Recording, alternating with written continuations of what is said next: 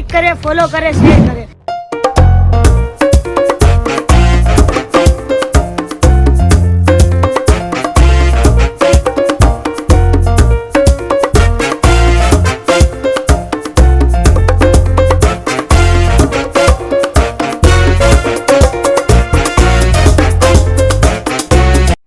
नमस्कार दोस्तों, आज हम आपको लेकर चल रहे हैं गुजरात के सूरत शहर में स्थित एक ऐसी अनोखी जगह पर जहां रेत काली है, पानी नीला है और इतिहास की हर लहर कुछ न कुछ कहानी सुनाती है।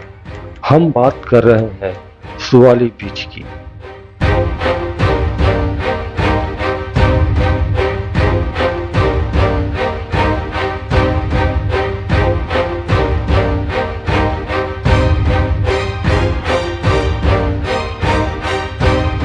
ये समुद्र का किनारा सिर्फ एक पर्यटन स्थल नहीं है, ये वो जगह है जहां 400 साल पहले इतिहास बदल गया था। ये जगह है जहां भारतीय नौसेना का जन्म हुआ था और आज ये वो जगह है जहां हर साल लाखों लोग इस सुंदर जगह को देखने आते हैं।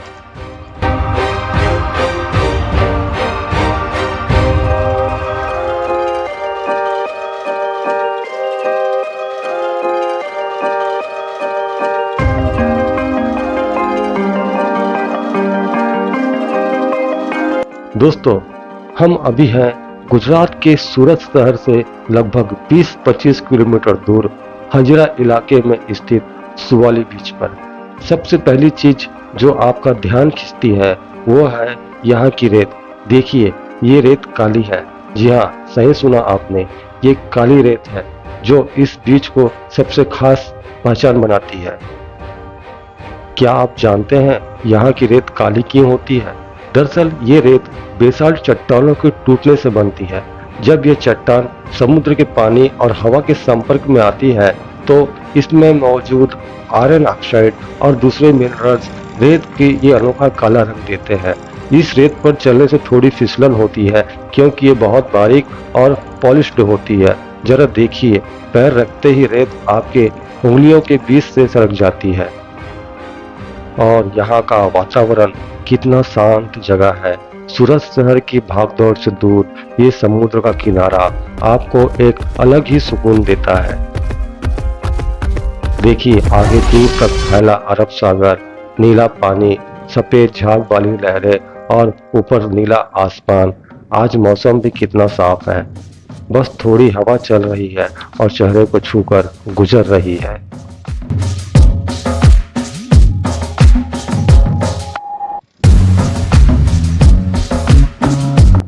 दोस्तों, अब हम बात करेंगे इस बीच के उस गौरवशाली इतिहास की जिसे शायद बहुत कम लोग जानते हैं। क्या आपको पता है यह सुवाली बीच वो जगह है जहां से ईस्ट इंडिया कंपनी ने भारत में अपनी एंट्री मारी थी?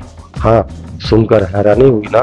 चलिए आपको ले चलते हैं 400 साल पीछे, साल 1612 की तरफ। उस समय पुर्तगाली भारत के समुद्री रास्तों पर अपना दबदबा रखते थे।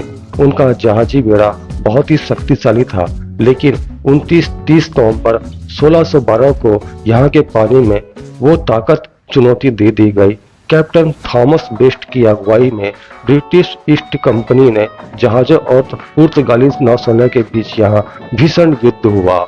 इस युद्ध के इतिहास में बैटल ऑफ सुवाली के नाम से भी जाना जाता है। इस युद्ध में अंग्रेजों की जीत हुई और इस जीत ने पुर्तगालियों के समुद्री वर्चस्व को कमजोर कर दिया। यहीं से अंग्रेजों ने भारत में अपनी व्यापारिक उपस्थिति मजबूत करना शुरू कर दी थी।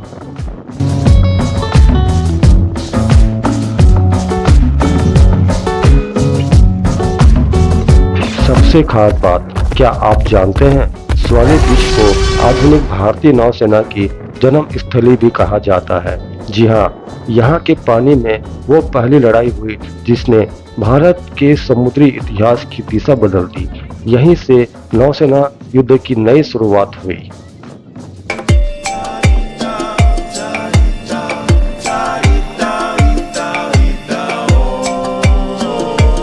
दोस्तों, जब हम यहाँ खड़े होकर समुद्र की तरफ देखते हैं तो लगता है मानो हर लहर हमसे कुछ कह रही हो। यह लहरें उस गौरवशाली अतीत की गवाह है जहाँ कभी तोपों की गूंज सुनाई देती थी। आज वहाँ सिर्फ समुद्र की शांत लहरें हैं।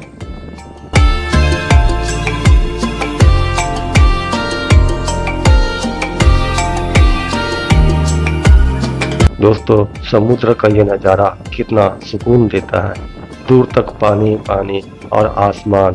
यहाँ पर शहर की भागदौड़ से दूर बहुत से लोग कुछ सुकून के पल ढूंढने आते हैं। यहाँ की जैव विविधता भी बहुत खास है। सर्दियों के मौसम में यहाँ प्रवासी पक्षी भी आते हैं जो यहाँ के वातावरण को और भी जीवंत बना देते हैं। दोस्तों, क्या आपको पता है यहाँ आने का सबसे अच्छा समय कौन सा है? अक्टूबर से मार्च का महीना सबसे बढ़िया रहता है। इस दौरान मौसम सुहावना होता है, ना तो बहुत गर्मी होती है और ना ही बारिश। धूप भी हल्की हल्की रहती है और समुद्र की हवा शरीर को तरोताजा और शांत करती है। गर्मियों में यहाँ बहुत गर्मी पड़ती है, तापमान 40 डिग्री तक पहुँच जाता है। तो अगर आप घूमने आए तो सर्दियों में ही आए और बारिश के मौसम में यहाँ आने से बचे। समुद्र उफान पर होता है और रास्ते भी खराब रहते हैं।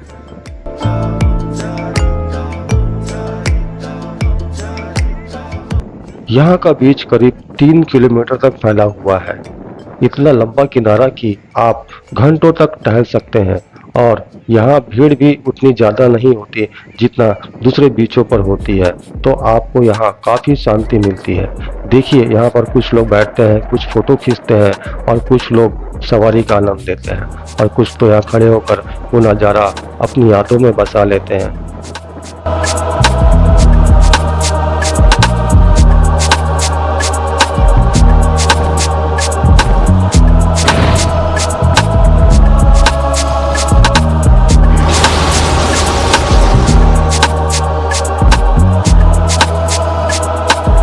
शाम का यहाँ का नज़ारा कुछ खास ही होता है, खासकर सूर्यास्त के समय का।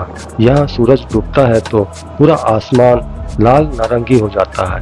काली रेत पर सूरज की लालिमा और सामने नीला समुद्र, ये दृश्य शब्दों में बयान नहीं किया जा सकता। फोटोग्राफरों के लिए ये जगह स्वर्ग से कम नहीं है। अगर आपको फोटोग्राफी का शौक है तो यहाँ आप कैमरा लाना मत भूलना। और हाँ, सेल्फी के लिए तो यहाँ बेहतरीन स्पॉट है।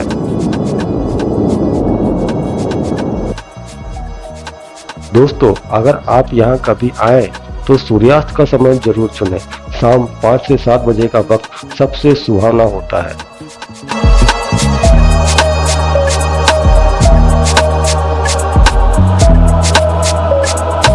दोस्तों, सुवाली बीच सिर्फ शांति और प्रकृति के लिए ही नहीं बल्कि रोमांच और मौज मस्ती के लिए भी मशहूर है। हर साल यहाँ सुवाली बीच फेस्टिवल का आयोजन होता है। आपको बता दूं, जनवरी 26 में हुए इस फेस्टिवल में 1 लाख से ज्यादा लोग आए थे। सोचिए, 1 लाख लोग, इतनी बड़ी संख्या में लोग एक साथ इस बीच पर इकट्ठा हुए थे और ये आंकड़ा हमेशा बढ़ते ही जाता है। अगर आप फेस्टिवल के समय आते हैं तो आपको यहाँ का असली रंग देखने को मिलता है। पूरा बीच जगमगाता है, लोग नाचते गाते हैं और खूब मजा करते हैं। और खाने की बात करें तो यहाँ दक्षिण गुजरात की पारंपरिक डिशेज मिलती है।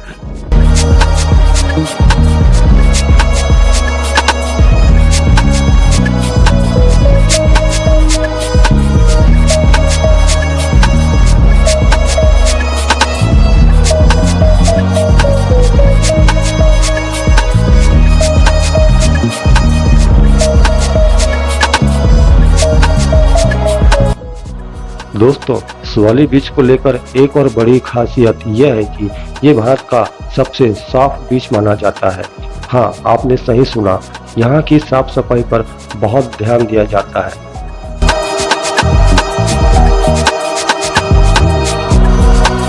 और अभी हाल ही में यहाँ पर एक और बड़ा बदलाव हुआ है।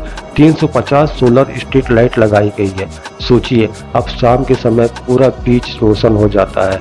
ये लाइटें सूरज की रोशनी से चार्ज होती है, यानी कि पर्यावरण के लिए भी अच्छा है। सुरक्षा के लिए भी बहुत पुख्ता इंतजाम किए गए हैं यहाँ पर। पुलिस की तैनाती फायर ब्रिगेड, एम्बुलेंस और मेडिकल टीम, कुशल तैराक यहाँ पर भी रहते हैं। तो अगर आप परिवार के साथ आते हैं तो बिल्कुल निश्चिंत होकर आ सकते हैं।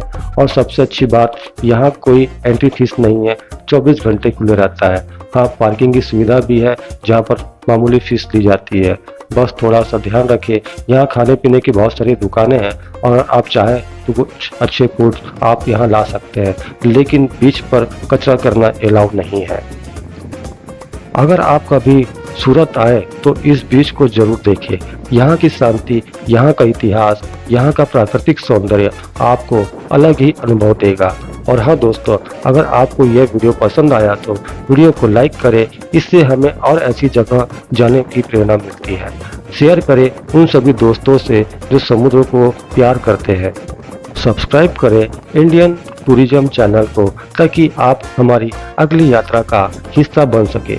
कमेंट करें जय सोमनाथ और बताएं आपको सुवाली बीच के बारे में कैसा लगा। अगली यात्रा फिर एक और नई जगह पे होगी, तब फिर मिलते हैं आपसे नेक्स्ट वीडियो में। तब तक के लिए जय हिंद, जय भारत, हर हर महादेव, जय सोमनाथ।